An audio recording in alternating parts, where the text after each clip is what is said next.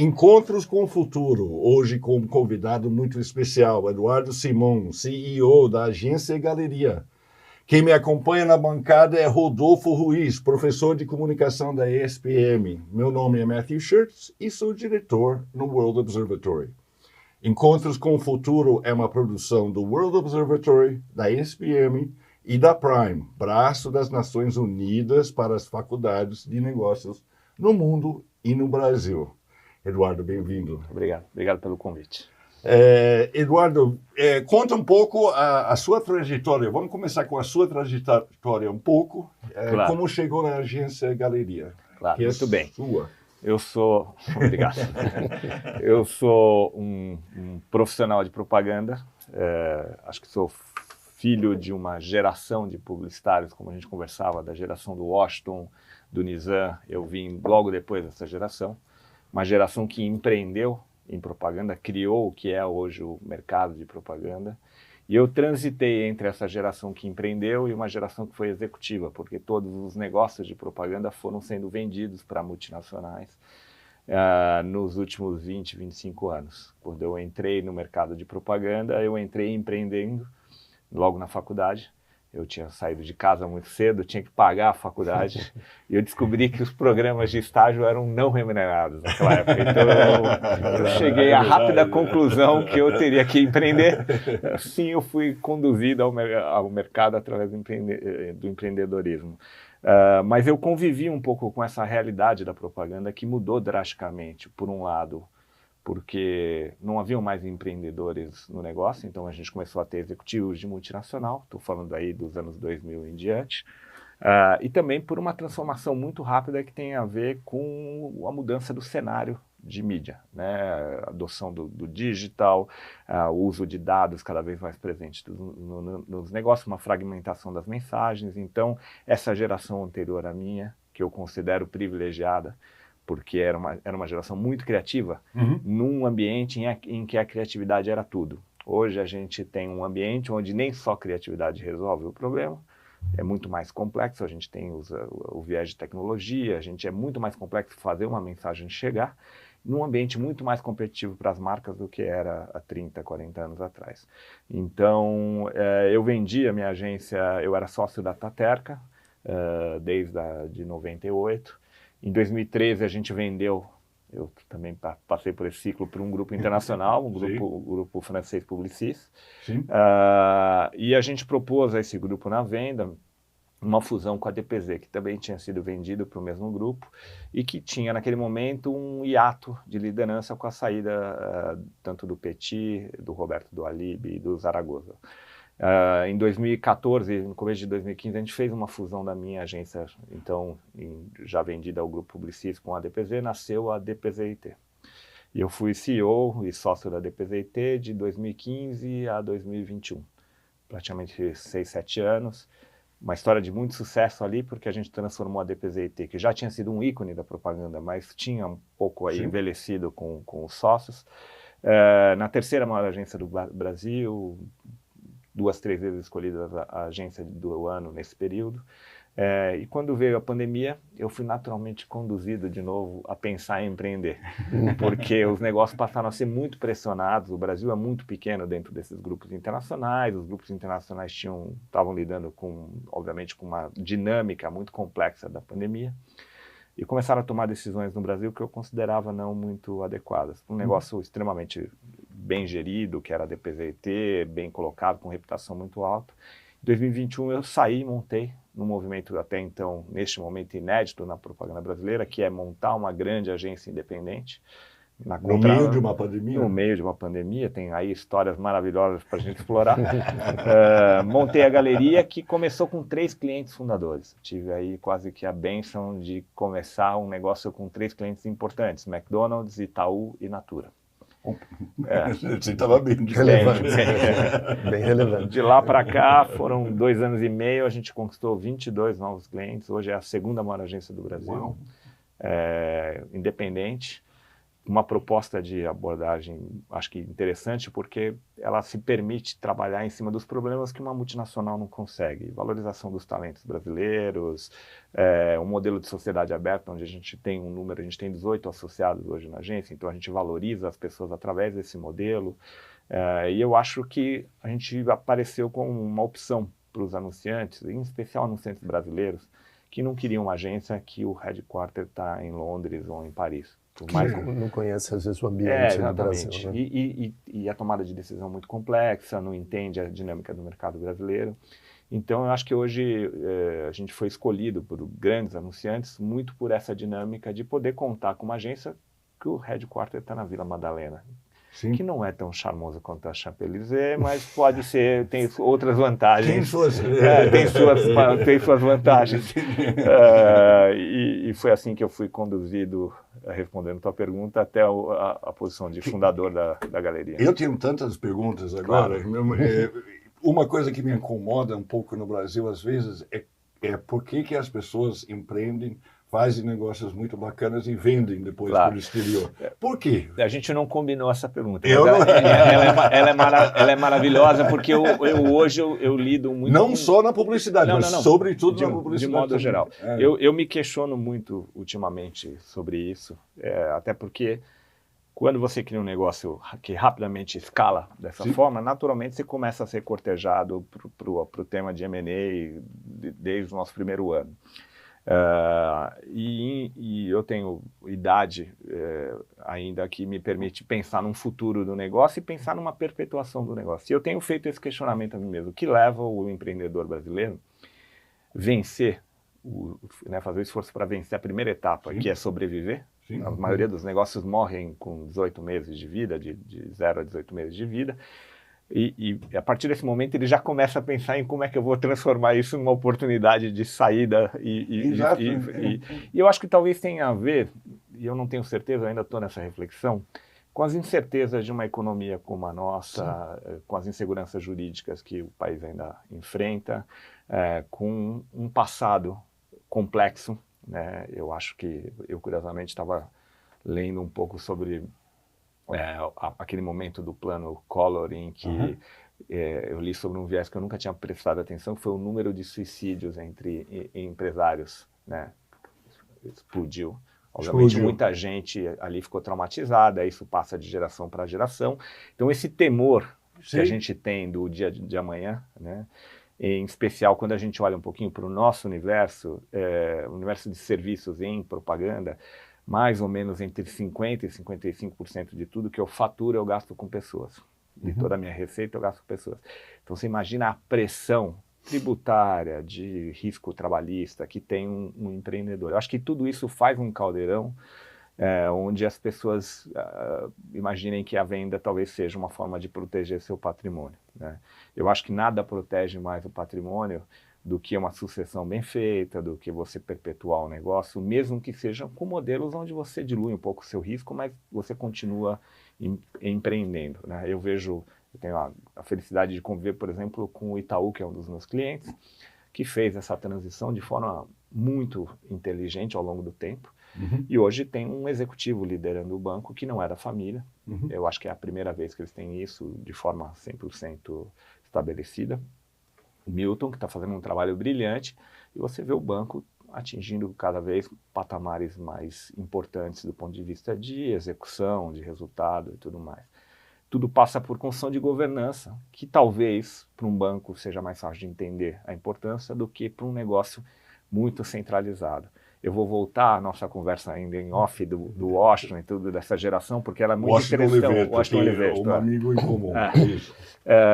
Essa era uma geração cujos negócios eram muito personalizados. Não à toa, eles tinham as letrinhas dos nomes na porta. W Brasil, D, PZ, F Nasca, do Fábio Fernandes. Sempre tinha ali uma presença e uma crença de que alguém, independente da equipe, seria capaz de, num passe de mágica, e talvez naquela época fosse assim, resolver o problema dos clientes. Hoje não é mais assim. O negócio ficou muito complexo e hoje eu tenho dentro de um negócio como o meu, da dimensão do meu, são 500 pessoas no negócio, eu tenho tantos criativos quanto engenheiros de dados, só para dar um exemplo bem interessante. E, obviamente, Se eu tenho, é porque eu sei, de alguma forma, rentabilizar isso, eu sei monetizar essa relação com o meu cliente através de outras áreas que não só a criação. Então, eu sou obrigado a pensar em como eu despersonalizo. É por isso que o meu negócio chama Galeria, que tem um pouco de intenção de falar de um coletivo e não de uma pessoa, de um só mágico que vai fazer a mágica. E eu tenho que pensar em como eu criar importância dentro da minha proposta de valor para os meus clientes, não só para o que o Eduardo faz ou para o que os meus sócios fazem, mas para outras pessoas no negócio, porque eu acho que com isso a gente tem uma chance maior de ser mais relevante e indispensável na relação com os nossos clientes. Então eu acho que essa foi uma mudança muito interessante do mercado de propaganda. Talvez hoje seja menos charmoso porque eu não tenho ainda um prato com o meu nome no rodeio, ou porque não é tão centrado na minha figura, e certamente não terei, porque eu acredito que hoje o negócio é mais gerido sobre uma ótica sustentável ao longo do tempo, né? Vai depender menos do meu momento e da minha idade e muito mais da capacidade que eu tenho de continuar sendo relevante com os clientes na forma que eu ponho mais pessoas interessantes na frente dele, necessárias na frente deles, né? Só para quem não sabe, o Rodeio é um restaurante aqui em São Paulo. Desculpa a citação aí. E o Washington se orgulhava muito de ter dado o nome. Ele tem um prato, do arroz birubiru. Arroz birubiru. Ele que inventou, um dos pratos chefes do Rodeio. Birubiru foi um jogador do Corinthians. Eu tenho que lembrar famoso, que... E o arroz birubiru até hoje é famoso. Hoje é famoso, né? Mas assim, eu acho que a publicidade não perdeu a sua capacidade de ser genial, né? Eu acho que ela se transformou mais num negócio. Hoje eu acho ela mais complexa para os clientes. É muito mais difícil você ter sucesso para os clientes. Mas eu acho, quando a gente muda o nome do McDonald's para Mac, eu acho tão genial e com um resultado tão surpreendente para a marca quanto era quando Dua Lipa e Petit Zaragoza tinham ideias malucas para os seus clientes, ou Washington, só que para chegar nisso o processo é um pouco diferente, né? E talvez menos mágico sob a ótica o truque é menos evidente, você tem mais ciência por trás, né? Conta essa história pra gente. Foi muito polêmica. A minha pergunta ia realmente nisso que você já estava abordando, né? Porque eu ainda sou da época do rádio, da TV, como uma comunicação massiva, então tinha os jingles que até hoje a gente tem na memória, né? Seja Varig, Pernambucanas e por aí vai. Mas para os nossos estudantes hoje de comunicação e publicidade, o que você poderia dizer daqui a 5 anos, por exemplo, como vai estar a comunicação indo para o digital aí com TikTok Claro. Eu talvez te decepcione nessa resposta, e eu vou te decepcionar com bastante contundência. Eu vou te dizer que qualquer pessoa que responda onde estaremos daqui 5 anos no negócio de propaganda é um charlatão. Porque professor, eu falo isso com profunda admiração pelo trabalho acadêmico, porque eu acho muito desafiador hoje a gente pegar um jovem aos 17 anos, colocar ele numa sala de aula e tentar adivinhar o mercado que ele vai trabalhar daqui 4 anos. Quando ele já tiver com 21, indo para 22. E estará entrando ali no mercado de trabalho ou estará ali começando uma carreira já não mais como estagiário. É muito desafiador, porque a velocidade de transformação ela é exponencial. Né? Ela continuará sendo. Simplesmente pelo fato de que se a gente olhar, por exemplo, eu uso isso numa palestra minha, se a gente for 10 anos para trás e olhar um ranking das empresas mais valiosas do mundo do ponto de vista de valor de mercado, né, e olhar hoje, se muito sobrou uma empresa, que é a Microsoft. E eram empresas lá que tinham, naquela época, que tinham a ver com a capacidade delas de produzir e distribuir bens de consumo. Então, normalmente eram empresas de carro, né, o mercado de produção de carro, ou, não sei, a maioria eram bancos ou empresas. Hoje são todas empresas de cigarro. Hoje são empresas que lidam com coisas um pouco mais abstratas, que têm a ver, às vezes, com o que será, né? A NVIDIA, por exemplo, é hoje a grande estrela da Bolsa, Sim. e ela vende algo que a gente não sabe nem exatamente como dizer o porquê que é tão importante. Ela está sendo valorizada pelo que ela será capaz de vender no futuro. Olha como está rápida a transformação. E passou pela Intel também, né? Durante Pela um bom Intel, tempo, isso. e todas elas hoje são empresas que parecem empresas de tecnologia, mas migraram rapidamente o seu negócio para criar um ecossistema de relacionamento com seus clientes e transacionar dados. A Apple nada mais é do que isso. Ainda que eu quisesse, não quero, mas abandonar o meu smartphone da Apple, eu teria tanto trabalho de sair do ecossistema que eu tenho, ao qual ele está integrado, que eu abandono essa ideia. Então, todos os meus dados estão dentro da nuvem da Apple, todos os meus filmes não estão mais, infelizmente, para quem gosta como eu, num Blu-ray ou num DVD, estão dentro do ambiente da Apple. Como é que eu vou migrar para uma música Samsung? Também, né, todas as minhas músicas estão lá, todo o meu e-mail está lá, todas as imagens que eu produzo. Então, essas empresas têm um valor, porque elas são percebidas como valiosas, porque o lifetime value dela, o tempo que elas vão ser capazes de fazer negócio com os seus clientes, é muito prolongado, porque elas nos aprisionam nesses ecossistemas. Então veja como o mundo mudou. Imagina por um estudante, ou o desafio de vocês, de entender esse universo, e entender para onde está indo o negócio de comunicação, para ser capaz de ir direcionando, né? E ainda tem regras do MEC, não é tão simples, né?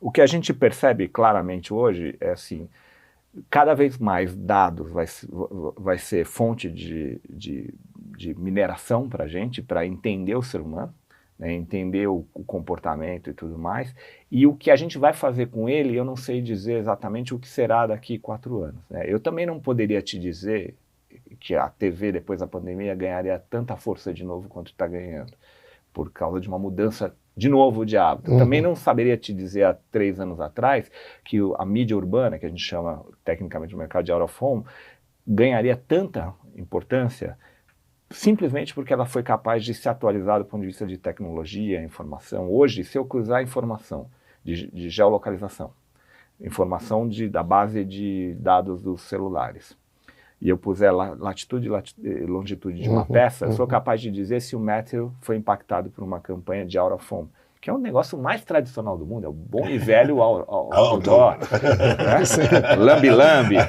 Mas hoje eu sou capaz de dizer, graças aos dados que ele está sempre percebendo, gerando o tempo todo, se ele foi impactado por uma peça que eu coloquei. E aí eu posso traçar toda uma jornada e saber que ele está indo para um ponto de venda e mandar uma mensagem. Então tudo isso, eu pessoalmente, e aí é uma característica minha de inquietude, acho isso encantador, mas é assustador ao mesmo tempo. Sim, é assustador porque a gente vai ter conflitos éticos, é assustador porque a gente tem, nos últimos 2 anos, e vai acelerar muito, uma adoção de inteligência artificial que vai obrigar o reposicionamento do ser humano. A gente vai ter que se reposicionar. Sim.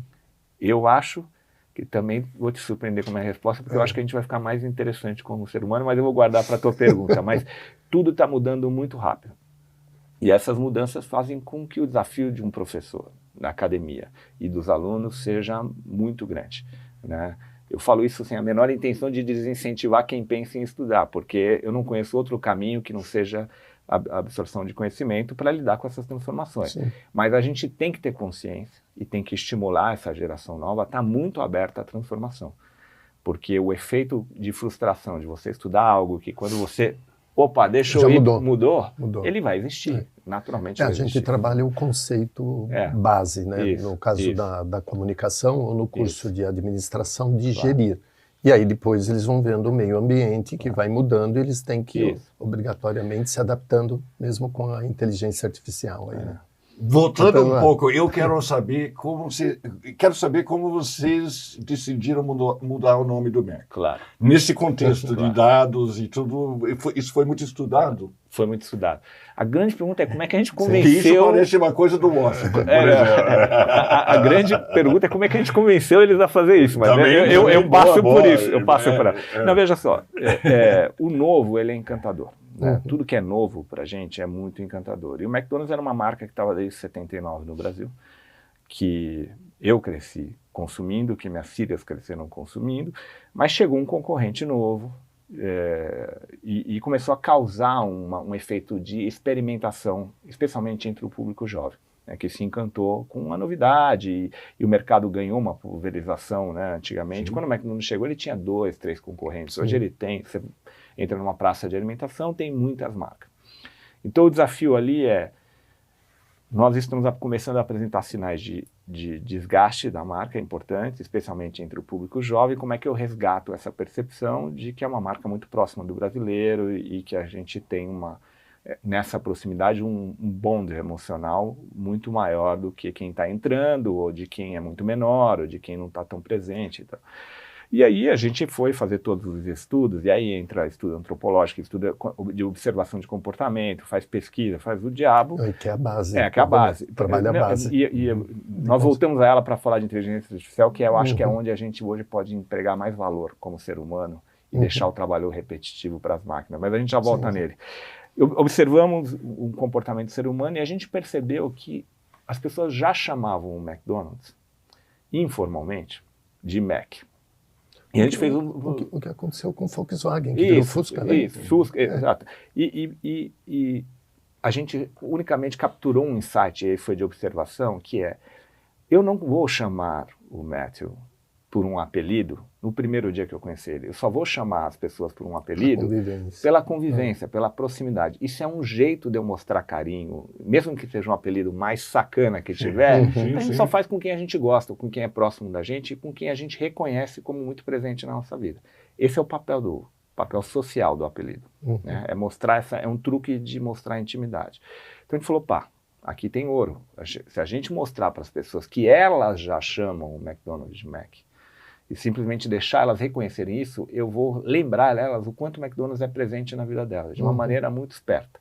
A forma que a gente fez é totalmente diferente da forma como a geração anterior faria, que era um grande filme na TV e a mídia empurraria isso por um simples motivo, e essa é uma das mudanças que a gente vem vivendo nas últimas décadas, que as pessoas assistiam muito mais TV, com uma frequência muito maior, sem ser interrompidas pelo celular enquanto está sentada na frente da TV. Elas tinham um hábito, a TV fazia parte do jantar das pessoas, ou quando a família era um pouquinho mais organizada, não pode ver TV durante o jantar, mas acabava o jantar, sentava na frente da TV. Então, com técnica, eu botava um comercial naquele momento de audiência alta e eu sabia que com 7 vezes de frequência eu conseguiria massificar uma mensagem, fechou a conta, por isso que eu digo que a geração anterior era privilegiada, porque bastava acertar aí e estava tudo feito. Tava tudo certo. Né? Hoje é muito mais difícil, porque para eu falar 7 vezes com essas pessoas sem interrupção e fazer ela absorver uma mensagem, eu estou danado. Vai demorar muito mais tempo, vai custar muito mais dinheiro e talvez seja impossível. O que a gente fez foi usar esse mundo novo, que é as redes sociais transformaram a missão das marcas em conversas. Então a gente mudou na fachada de 2 lojas, uma no Rio de Janeiro e em São Paulo, o nome sem falar para ninguém, McDonald's para Mac, e deixou esse assunto acontecer. E ele acontece, porque quando tem algo tão inusitado, as pessoas começaram a comentar, saiu uma matéria na rádio, uma TV fez uma matéria, esse assunto virou, e aí a gente fez um convite para as pessoas, em rede social, de dizer, olha, Mac é a maneira como os brasileiros chamam na sua maioria, mas e aí na sua cidade, como é que chamam? E quando elas respondiam, a gente devolvia rapidamente para quem respondia uma imagem de uma fachada de uma loja feita com inteligência artificial, rápido, com o nome que ela colocava, não importa quanto. E obviamente que isso foi provocando uma conversa. Então as pessoas entravam lá para falar os maiores absurdos. Eu chamo para brincar, para ver o quão rápido a gente respondia. E a gente tinha botado a tecnologia, em 5 minutos ele recebia de volta no feed, na conversa, uma imagem de uma loja com o nome que ele tinha inventado. Esse assunto tomou a conta da internet e virou o tema mais buscado durante 3 dias nas redes, no Google. Sim. No 4º dia a gente aí veio com uma campanha de TV bonita, explicando por que a gente estava chamando o McDonald's de Mac. Esse assunto fez a marca aí para um outro patamar de reconhecimento imediato. E aí a gente começou uma jornada que é como é que eu exploro essa história do Mac. Então a gente criou a Fome de Mac, que era a campanha seguinte, que é mostrar para as pessoas que tem dia que não adianta me falar de outra coisa. Eu acordei com vontade de comer McDonald's. E é verdade, e tudo de observação, porque a gente via nas conversas, hoje eu estou com vontade de Mac, eu sei que é dia de feijoada, mas eu quero um Big Mac. Então a gente pegou essa observação, transformou em campanha.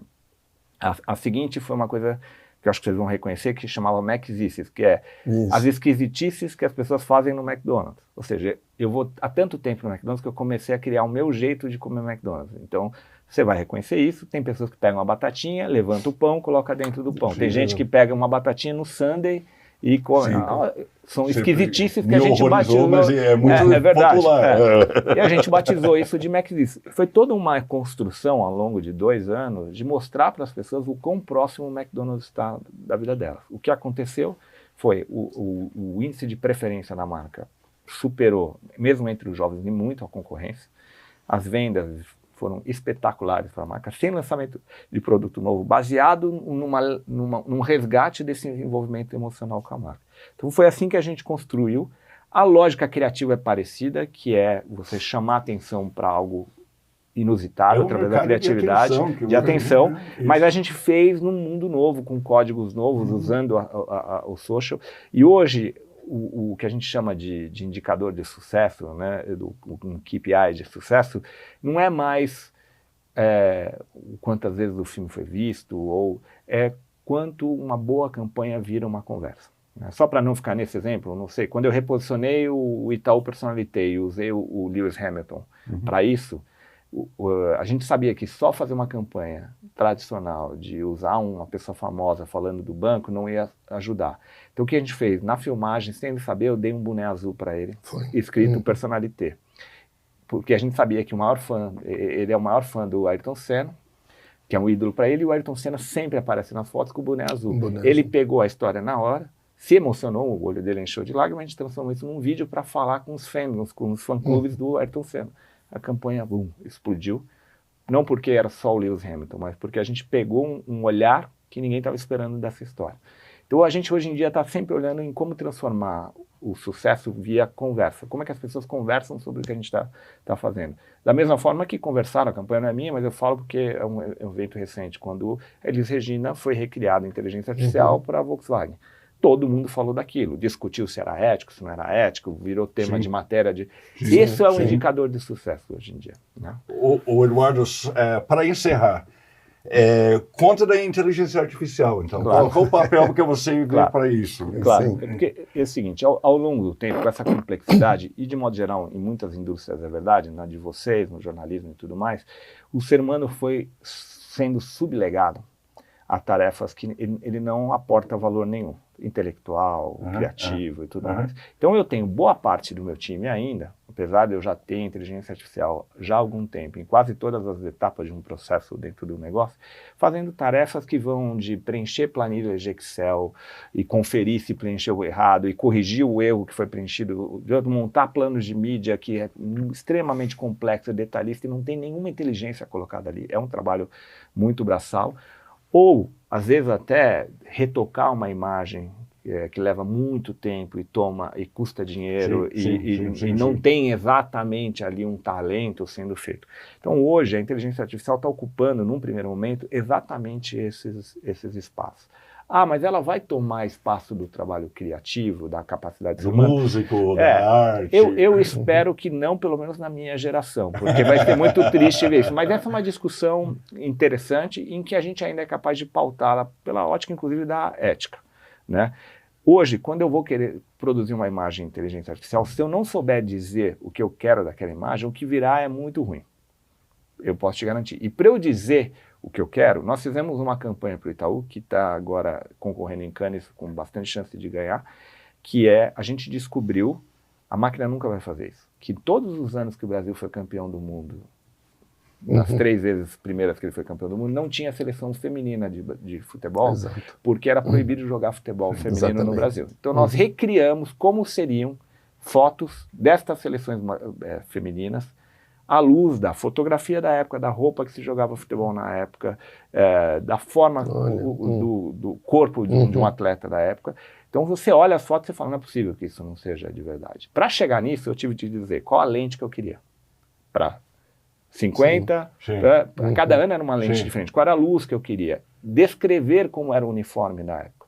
Para fazer isso, eu tive que fazer pesquisa. A gente entrevistou jogadoras que jogavam futebol clandestinamente naquela época para elas dizerem como era a roupa, a bermuda era mais curta, era mais longa. A gente foi atrás de fotos. Então, é óbvio que este trabalho tem muito mais valor do que o trabalho de preencher uma planilha de Excel e tudo mais. Para eu chegar naquilo que a inteligência artificial fez, a gente precisou de um trabalho de pesquisa em inteligência, e ideia e sensibilidade para entender o quanto isso é relevante para a sociedade hoje, que eu não consigo enxergar a máquina fazendo tão cedo. Ela vai melhorar sobre muito aspecto, os algoritmos evoluem numa velocidade muito grande, mas ainda não são capazes de lidar com ironia, ainda não são capazes, você vai encontrar vários exemplos de como o brasileiro dribla a inteligência artificial para tirar dela coisas que ela está programada a não fazer. Isso tem a ver com o nosso jeitinho brasileiro, com a nossa capacidade de lidar com as adversidades. Então, isso ainda virá do ser humano. E isso torna a gente mais interessante. Eu acho que a gente vai ser obrigado a formar alunos para o futuro que tenham mais bagagem cultural, que sejam capazes de entender sobre fotografia de novo, capazes de falar sobre literatura, capazes de inserir no algoritmo coisas que o algoritmo por si só não é capaz de inserir e ajudá-lo a oferecer um trabalho interessante. Então eu acho que o desafio, voltando ao que você falou, adorei o trabalho de base, talvez seja a gente voltar a ensinar de maneira mais contundente filosofia, fotografia e formar pessoas mais interessantes para o mercado. Porque as pessoas que saíram nos últimos 20 anos, elas não são mais tão interessantes, porque a faculdade de propaganda ela não existia. O Washington não era formado em propaganda, o Nizam não é formado em propaganda, eles eram seres humanos mais completos, com um portfólio a oferecer, com referências mais interessantes, e eles transformavam isso em criatividade. A gente foi perdendo isso, porque a gente foi formatando os alunos de publicidade a estudar publicidade, quando, na verdade, as grandes pessoas eram jornalistas, antropólogos, artistas gráficos, né? O Petit, o Zaragoza eram artistas plásticos. Então, eles olhavam o mundo sob a ótica de um artista plástico. Nós vamos precisar de mais artistas plásticos, de grafiteiros, de cientistas, de pessoas com uma formação mais sólida, para fazer as máquinas ficarem mais interessantes. Senão elas vão fazer todas a mesma coisa. E aí a gente vai pasteurizar comunicação da mesma forma. Tem profissões que a pasteurização é interessante, né? Isso torna tudo mais seguro. No que a gente faz, não. Uau. Eduardo, muito obrigado. Entrevista fascinante. Obrigado. Espero que seja uma de várias. Viu? Quem volte mais vezes. Obrigado, Marcos. E muito obrigado. Obrigado. Viu? Obrigado. Obrigado.